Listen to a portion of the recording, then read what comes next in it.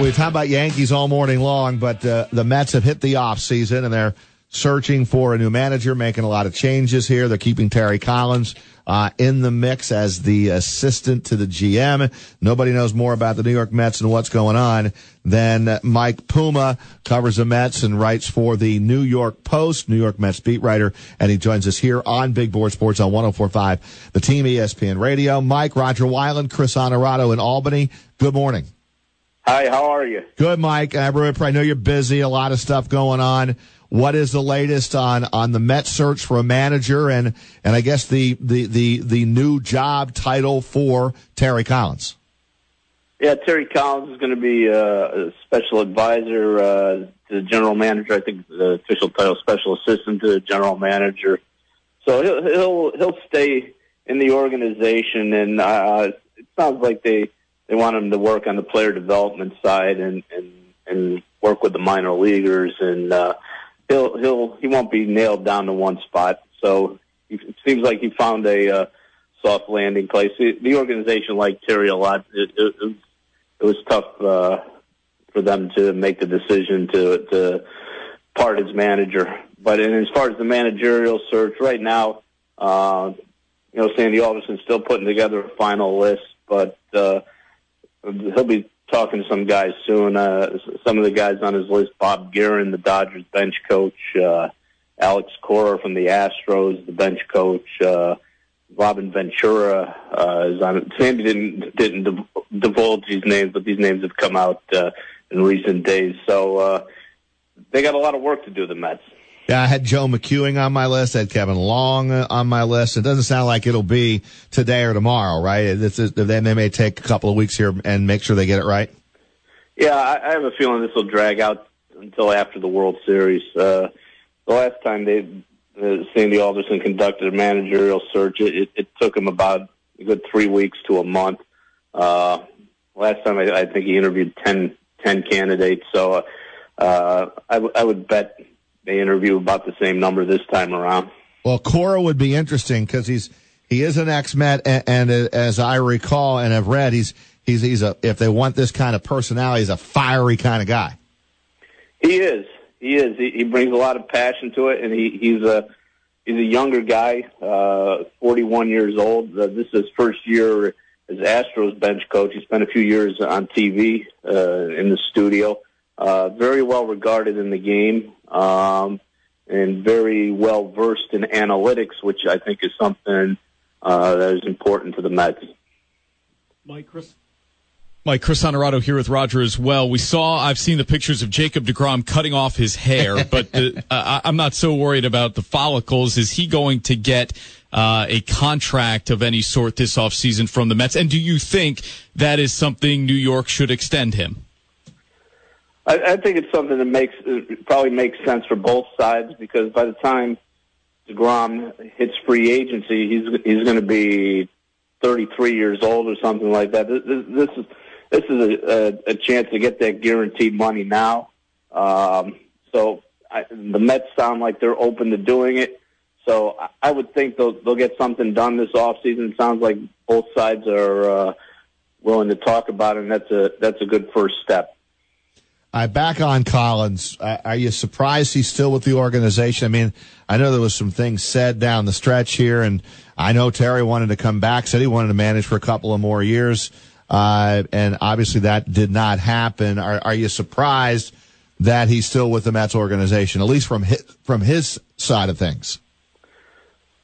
No, I'm not surprised. Terry Collins had a lot of loyalty to the Mets, specifically to the Wilpons, who own the team, Fred Wilpon and Jeff Wilpon, the team chief operating officer. And,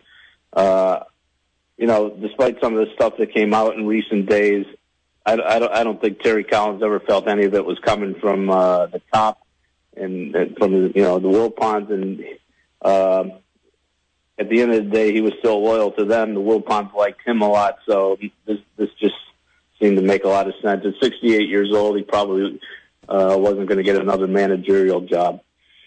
Mike, with the expectations were obviously so high, and a lot of that was derailed by injuries, specifically to the starting rotation.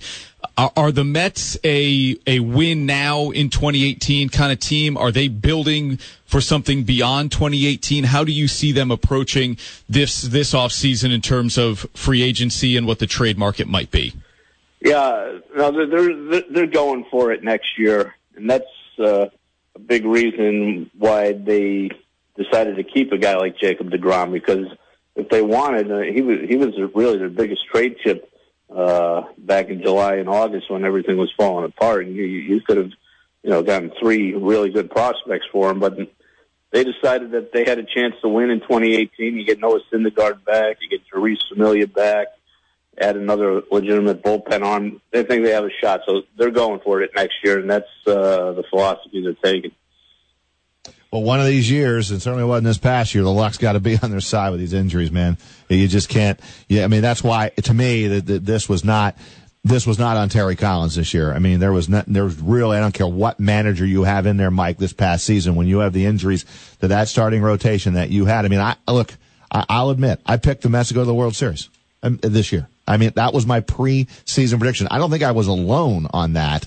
I think there were other people that they would make a deep run, and then you have what happened with the injury list. That was not on Terry Collins. No, that wasn't on Terry Collins, but I think this year was just kind of the excuse the front office needed to part ways with him, because they hadn't been happy with him for a few seasons. Just philosophical, and when things started going south this year, they just saw it as an opportunity to kind of pin it on him. Same thing just happened with the pitching coach, Dan Worthen, who was announced this morning he won't be back after 9 seasons. So just a house cleaning kind of all the way around. Mike, just one more from me, and away from the Mets specifically, more just in general terms, how baseball teams approach the international market. We've seen obviously what's going on in Atlanta. General Manager John Coppolella stepping down, resigning amidst an investigation by Major League Baseball into how that organization has handled the international free agent market. Is that, from what you've been able to observe, is that a market that is kind of played very loosely? Are there rules that are clearly understood that a team would just knowingly break? Are there under-the-table deals done all the time? Can you give us some kind of perspective as to how teams approach the international free agent market? We saw the Red Sox reprimanded a couple of years ago for how they approached it. Yeah, I mean, there are rules.